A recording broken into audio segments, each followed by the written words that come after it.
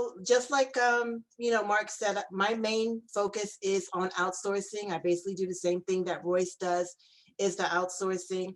But I'm not going to talk about outsourcing right now. I'm going to talk about how to become a better credit dispute expert. Um, so basically, a little bit about myself is I have been doing um, credit repair since about 2010 using Client Dispute Manager. Just like Royce had said, Client Dispute Manager has come a long way with all of their bells and whistles and everything else, which is totally great. I have my own tax company, and doing the weekly calls with Mark, when he does his weekly calls, I found that a lot of the CROs that were trying to get into the business and everything else, their main concern was they didn't have time to do the disputing. So I took it as an opportunity to where I can transfer, because I'm a paper person. I love pushing paper. I'm not really a marketer per se. So that gave me the opportunity to help CROs advance in their business while I do the back office work as far as their paperwork and everything else. So I basically do love doing it and stuff. And with doing that, with the training and everything, it helps me grow and helps me be better at what I do. I have teamed up with Kenya. I've teamed up with Ebony, and they have made my process, my business grow. And questions or anything like that we have, we definitely collaborate with each other and make sure that things run smoothly. First thing that I'm going to talk about is like the key things that I'm going to talk about today. I'm going to talk about inquiries. I'm going to talk about bankruptcies, talking about rebuilding credit, and touch on the disputing process, because a lot of you guys do not know where to start in your dispute process. So hard inquiries, okay? There's two different types of hard inquiry. There are two different types of inquiries. There's soft inquiries and they're hard inquiries, okay? When you check your own credit report,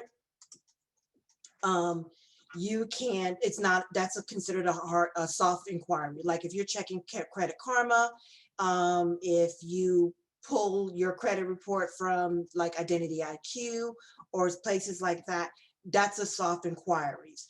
When you get pre-qualified credit card offers, that's a soft inquiries. Insurance quotes, soft inquiries.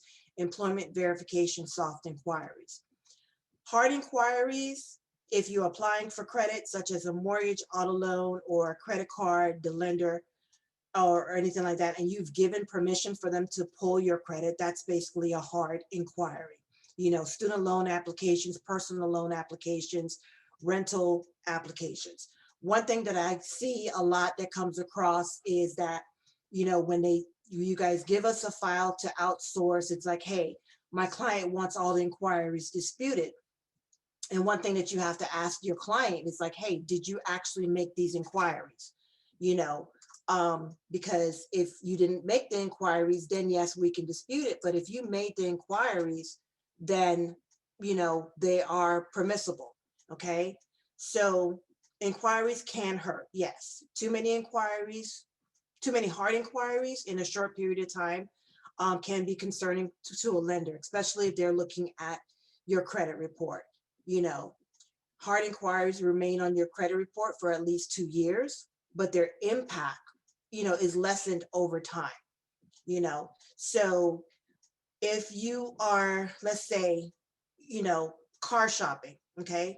A lot of people, the car shopping rule, if they car shop and they do inquiries within the 30-day period, it is viewed only when a lender is looking at your credit report, is only viewed as one inquiry. Even though your credit report shows multiple, is only, your lender will only calculate it as one inquiry. Same goes for the mortgage shopping rule, but that's within 45 days. So if your client is shopping for a mortgage and they have multiple inquiries, it's only viewed as one inquiry. Okay. Disputing inquiries over 6 months, that they're 6 months old, the inquiries itself is not really affecting your score. So it doesn't, So you really don't have to place that much of an emphasis or stress about disputing those.